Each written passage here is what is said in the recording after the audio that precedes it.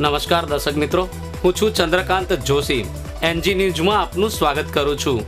સમાચાર જોઈએ વિસ્તારથી તે પહેલા એક નજર આજના મુખ્ય સમાચારો પર।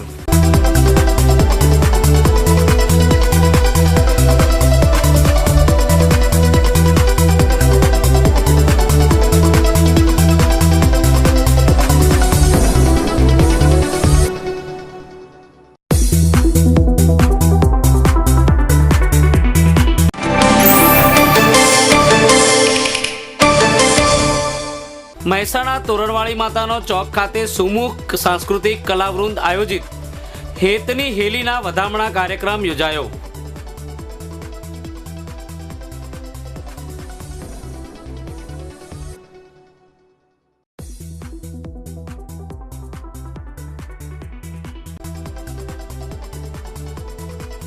ગાંધીનગર ખાતે શિક્ષકોને 10 દિવસના ઉપવાસ છતાં સરકારના પેટનું પાણી ન હલતા અન્ન જળનો ત્યાગ।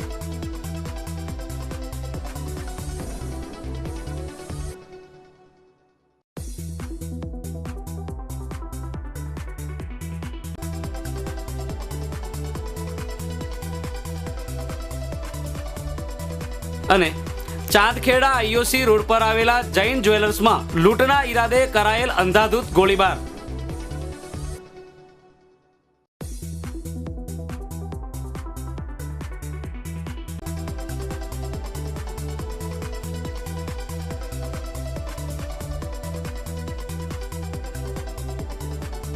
તો હવે જોઈશું સમાચાર વિગતવાર। લોકસભાની ચૂંટણીને પગલે રાજકીય પક્ષો પણ સક્રિય બન્યા છે। ત્યાં વહીવટી તંત્ર સજ્જ થયું છે।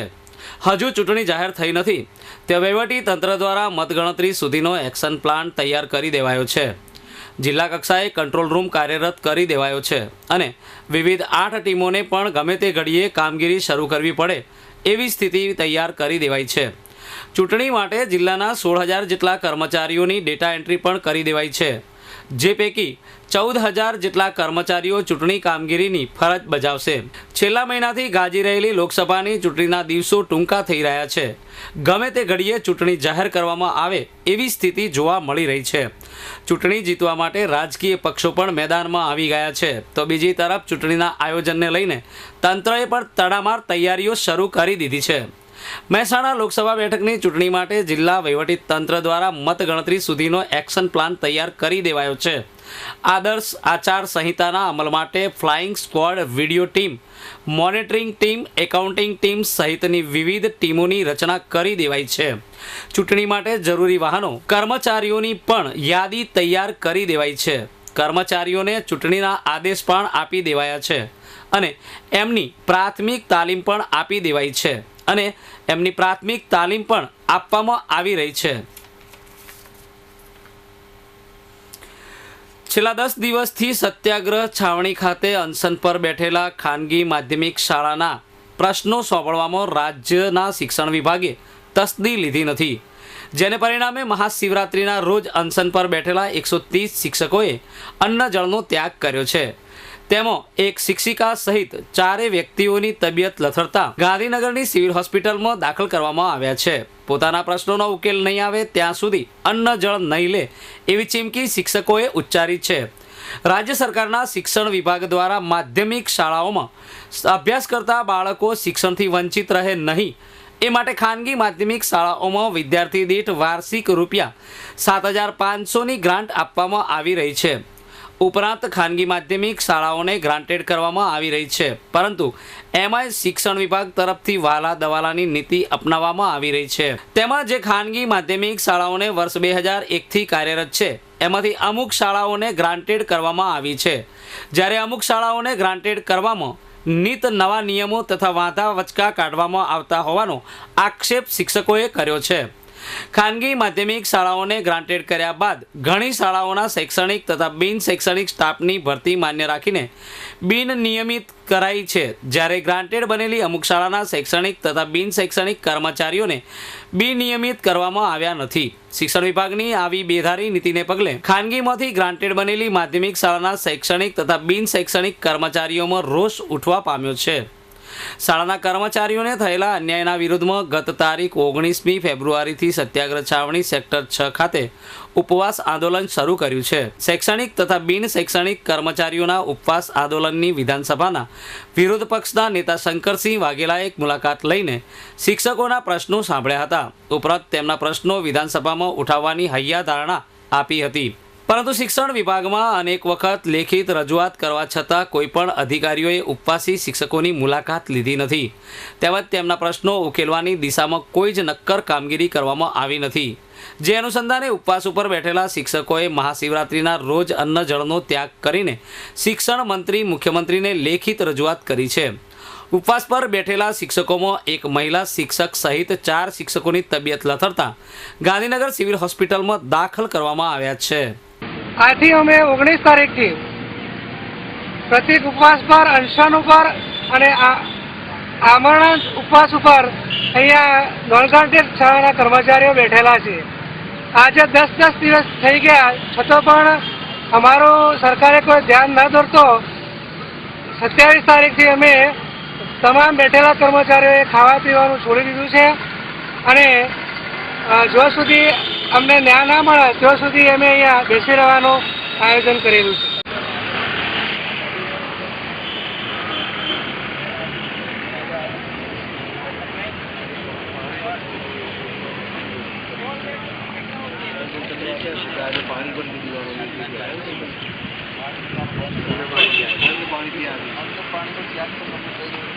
અમારી મુખ્ય માગણી એ છે કે ગુજરાત રાજ્યમાં હાલમાં ચાલુ જે ગ્રાન્ટેડ શાળાઓ છે એ ગ્રાન્ટેડ શાળાઓના કર્મચારીઓની સમકક્ષ ગુજરાત રાજ્યની તમામ નોન ગ્રાન્ટેડ શાળાના શૈક્ષણિક અને બિન શૈક્ષણિક કર્મચારીઓને એ કર્મચારીઓ સમકક્ષ ગણી વિનિયમિત કરી અને પગાર સહિતના તમામ ખાતાકીય લાભો મળવા જોઈએ.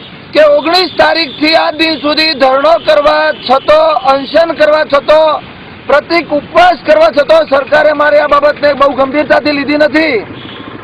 એટલે ગઈકાલે તારીખ 27 તારીખ સવારથી 7 વાગ્યાથી અમે ખાવા પીવાનું બંને છોડી દીધું છે. પાણી પણ લેતા નથી, એટલે કે અન્ન અને પાણીનો પણ અમે ત્યાગ કર્યો છે. અને જો સુધી સરકાર અમારી આ રજૂઆતને ધ્યાનમાં લઈ યોગ્ય ઘટતું નહીં કરે ત્યાં સુધી અમારો આ કાર્યક્રમ સતત ચાલુ રહેશે.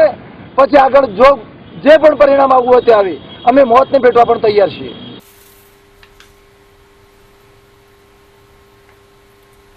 પ્રાથમિક શાળાઓમાં શિક્ષણનું સ્તર સુધારવા અને શાળાઓમાં ડ્રોપ આઉટ રેશિયો ઘટાડવાના હેતુસર શરૂ કરાયેલ ગુણોત્સવના 4થો તબક્કો આગામી 6 માર્ચથી શરૂ થશે.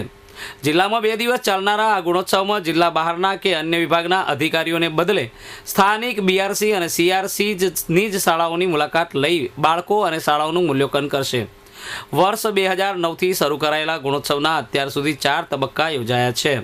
જેમાં ગત વર્ષે યોજાયેલ ગુણોત્સવમાં શાળાઓ દ્વારા સ્વમૂલ્યાંકન કરાયું હતું, જે બાદ આગામી માર્ચ મહિને બાહ્ય મૂલ્યાંકન કરાશે. 6મી અને 7મી માર્ચ દરમિયાન યોજાયેલા મૂલ્યાંકનમાં જિલ્લાની કુલ પ્રાથમિક શાળાઓમાંથી પૈકી 20% શાળાઓનું મૂલ્યાંકન કરાશે. જેમાં ધોરણ 2 થી 5ના બાળકોનું વાંચન, ગણન અને લેખનની કસોટી લેવામાં આવશે. જ્યારે ધોરણ 6 થી 8ના વિદ્યાર્થીઓની તમામ વિષયોને સાંકળી લેતી 80 ગુણની હેતુલક્ષી પ્રકારની કસોટી લેવાશે.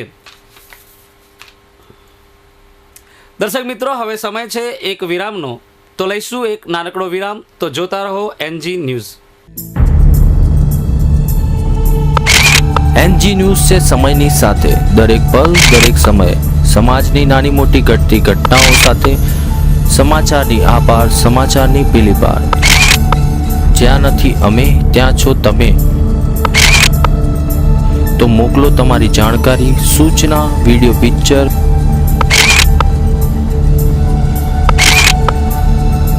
કેમ કે જ્યાં નથી અમે ત્યાં છો તમે, અમારા પત્રકાર.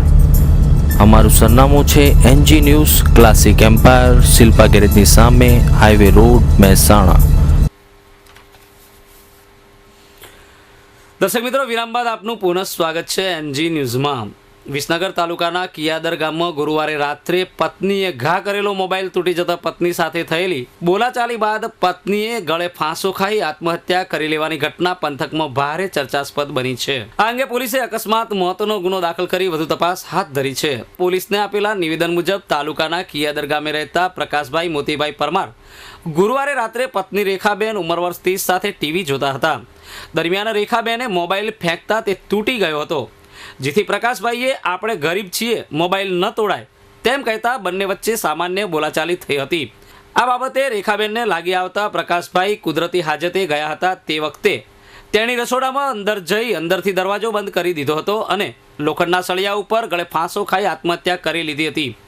કુદરતી હાજતે જઈ પરત આવેલ પ્રકાશભાઈએ દરવાજો ખોલવાનો પ્રયત્ન કર્યો હતો, પરંતુ દરવાજો ન ખુલતા સીડીનો દરવાજો તોડી અંદર ગયા હતા. જ્યાં રેખાબેન ગળે ફાંસો ખાધેલી હાલતમાં મળી આવતા તેણીને તાત્કાલિક વિસનગર સિવિલમાં ખસેડાયા હતા, પરંતુ ફરજ પરના તબીબે તેણીને મૃત જાહેર કર્યા હતા. આ બાબતે પોલીસને જાણ કરતા વિસનગર તાલુકા પોલીસે મૃતકની લાશનું પીએમ કરાવી પ્રકાશભાઈના નિવેદનના આધારે અકસ્માતે મોતનો ગુનો દાખલ કરી વધુ તપાસ હાથ ધરી છે. 30 વર્ષીય રેખાબેનના એકાએક મોતને પગલે તેમના નાના 2 બાળકો અને પરિવારજનોના કલ્પાંતથી વાતાવરણમાં ગમગીની પ્રસરી રહી હતી.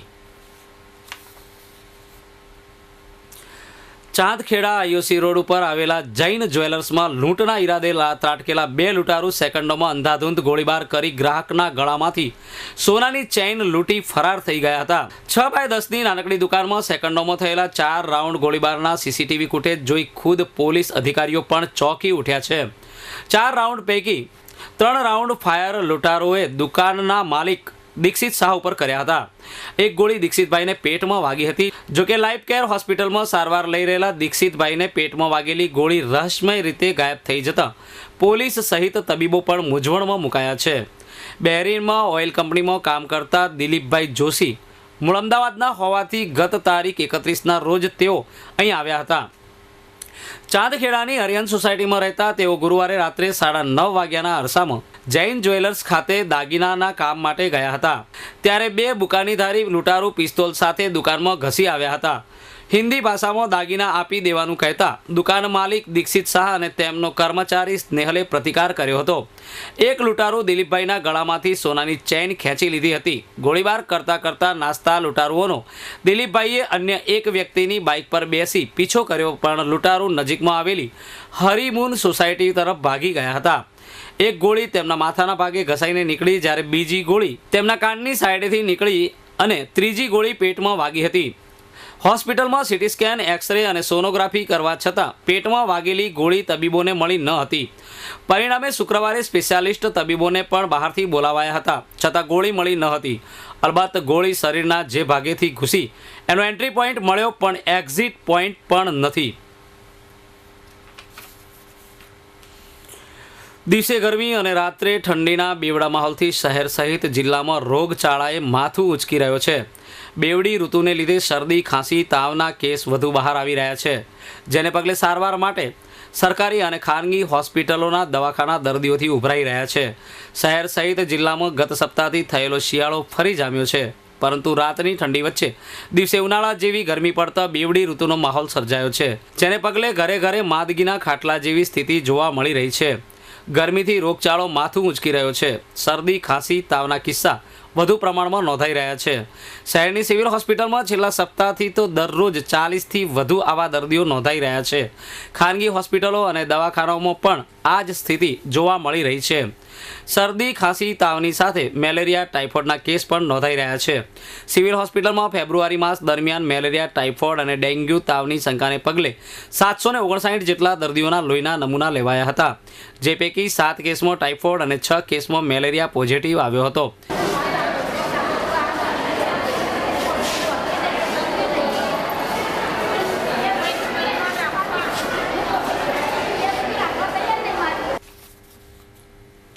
દર્શક મિત્રો, ફરી લઈશું એક નાનકડો વિરામ, તો જોતા રહો એનજી ન્યૂઝ.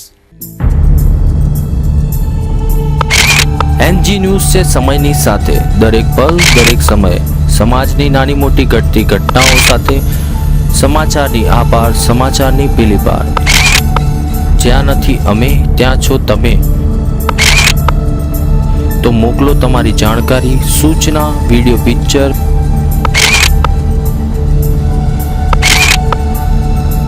કેમ કે જ્યાં નથી અમે ત્યાં છો તમે અમારા પત્રકાર. અમારું સરનામું છે NG news, classic empire, Shilpa ગેરેજની સામે, હાઈવે રોડ, મહેસાણા. દર્શક મિત્રો, વિરામ બાદ આપનું પુનઃ સ્વાગત છે એનજી ન્યૂઝમાં. વિસનગર તાલુકાના દેણપ નજીક નદીની રેતીનું ગેરકાયદેસર ખનન અને વહન થઈ રહ્યું હોવાની બાતમીને આધારે ખાણ અને ખનિજ વિભાગે શુક્રવારે રેડ પાડી 2 ટ્રેક્ટર ઝડપી લીધા હતા. બંને ટ્રેક્ટર અને રેતીનો જથ્થો મળી કુલ રૂપિયા 8,50,000નો મુદ્દામાલ જપ્ત કરી કાર્યવાહી હાથ ધરી છે.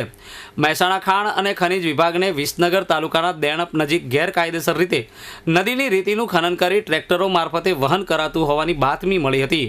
જેને આધારે ખાણ અને ખનિજ વિભાગના GM વરહાત મુકેશભાઈ, મહેશભાઈ, પ્રતાપભાઈ સહિતના સ્ટાફે શુક્રવારે દેણપ રોડ ઉપર આવેલ નાળા નજીક ચેકિંગ હાથ ધર્યું હતું. જ્યાં સામેથી નદીની રેત ભરીને આવી રહેલ GJ7AP 8663 અને GJ9AP 2547 નંબરના 2 ટ્રેક્ટર ચાલકો પાસે રેતી ભરવાનો પાસ માંગ્યો હતો. જોકે પાસ ના આપતા રેતીનો જથ્થો ગેરકાયદેસર લઈ જવાતો હોવાનું જણાતા ટ્રેક્ટર ચાલકોની પૂછપરછ કરતા ઠાકોર વિક્રમજી ફુરાજી અને ઠાકોર અલ્પેશજી જીવણજી બંને રહેવાસી ઉમતાના હોવાનું જણાવ્યું હતું. ખનિજ વિભાગના સ્ટાફે આ બંને ટ્રેક્ટરો સાથે રેતીનો જથ્થો મળી કુલ રૂપિયા 8,50,000નો મુદ્દામાલ જપ્ત કરી આગળની કાર્યવાહી હાથ ધરી હતી. જ્યારે બંને ટ્રેક્ટરને વિસનગર પોલીસ મથકે લાવવામાં આવ્યા હતા.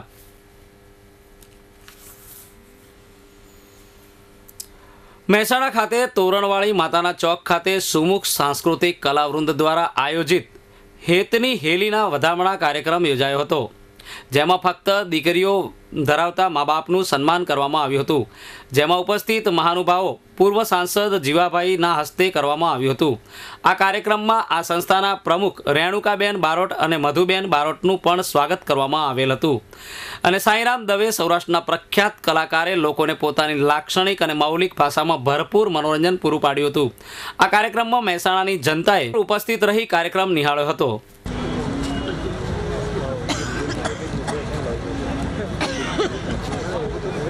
विदेश कुमार धीरजलाल शाह, ईशिताबेन रविंद्र कुमार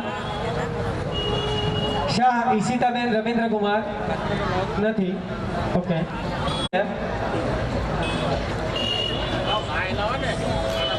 शुक्ल हसमुखभाई प्रेम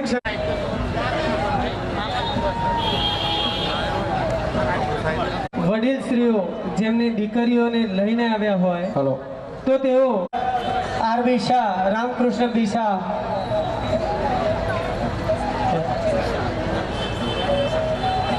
चिराग कुमार मधुसूदन परीख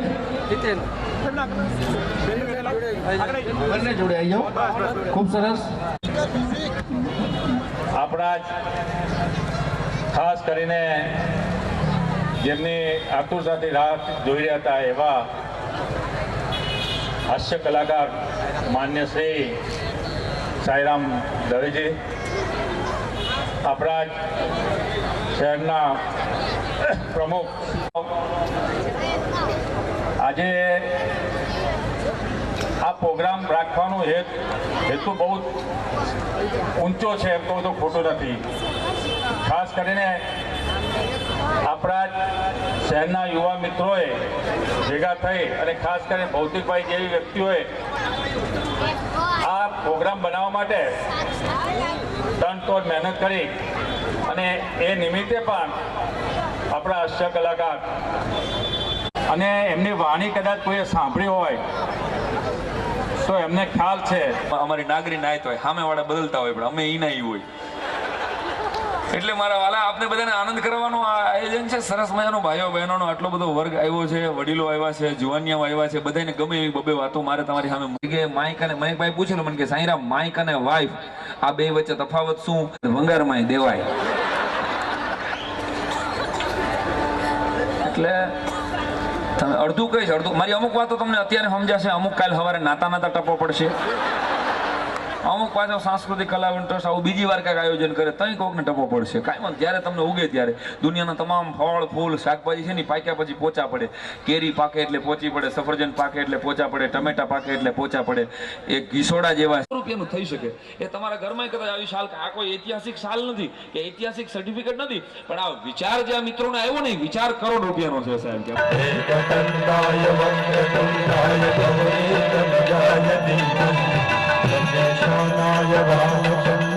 શ્રી ગણેશાય એકદંતાય વક્રતુંડાય ગૌરીતનયાય ધીમહિ ગણેશાનાય બાલચંદ્રાય શ્રી ગણેશાય ધીમહિ.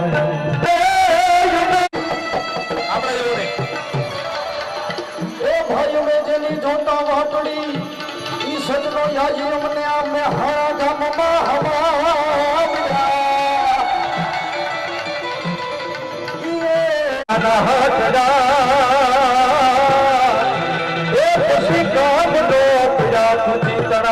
સન્માન માટેનો છે ને એક તો હો અમારો આદિકાળથી સનાતનથી 100 વર્ષ પહેલા અમારા કવિઓ લખી જાય કાઠિયાવાડ કે એવી નારીને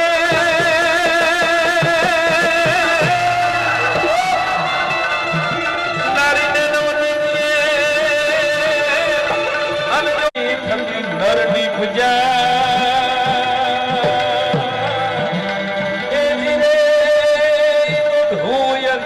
પ્રહલાદ સમા.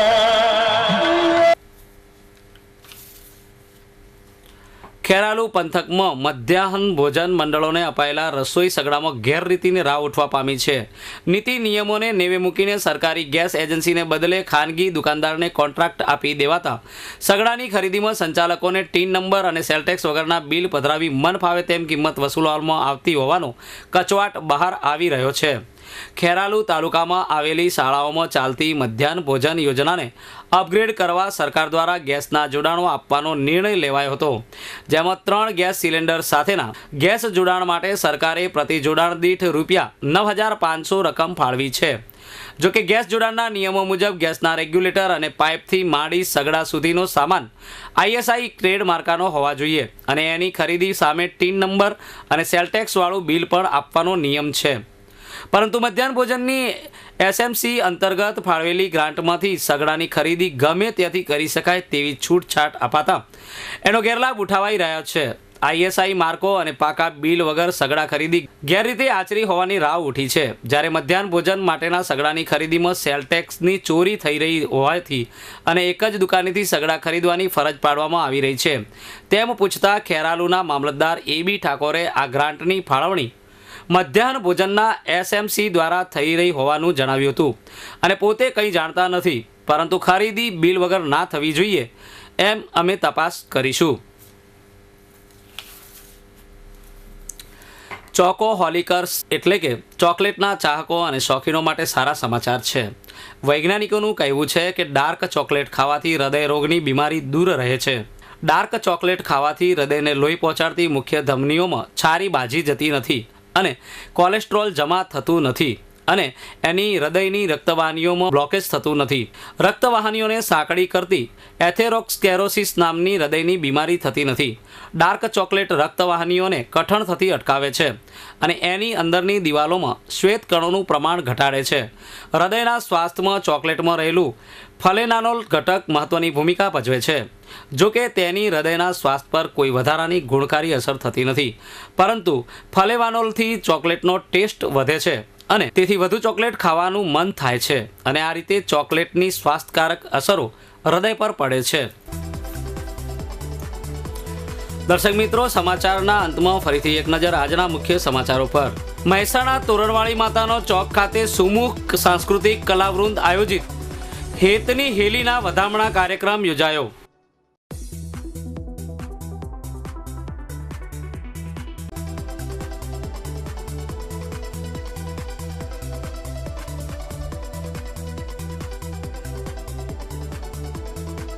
ગાંધીનગર ખાતે શિક્ષકોને 10 દિવસના ઉપવાસ છતાં સરકારના પેટનું પાણી ન હલતા અન્ન જળનો ત્યાગ.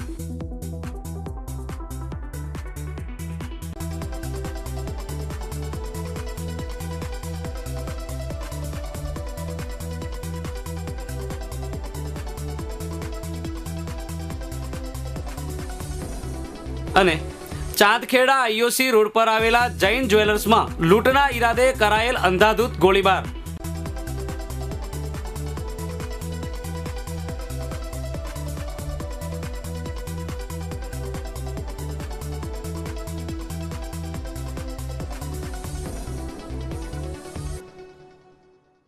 આ સાથે જ આજના સમાચાર અહીં સમાપ્ત કરીએ છીએ. આવતીકાલે ફરીથી મળીશું. ત્યાં સુધી રજા આપશો. નમસ્કાર.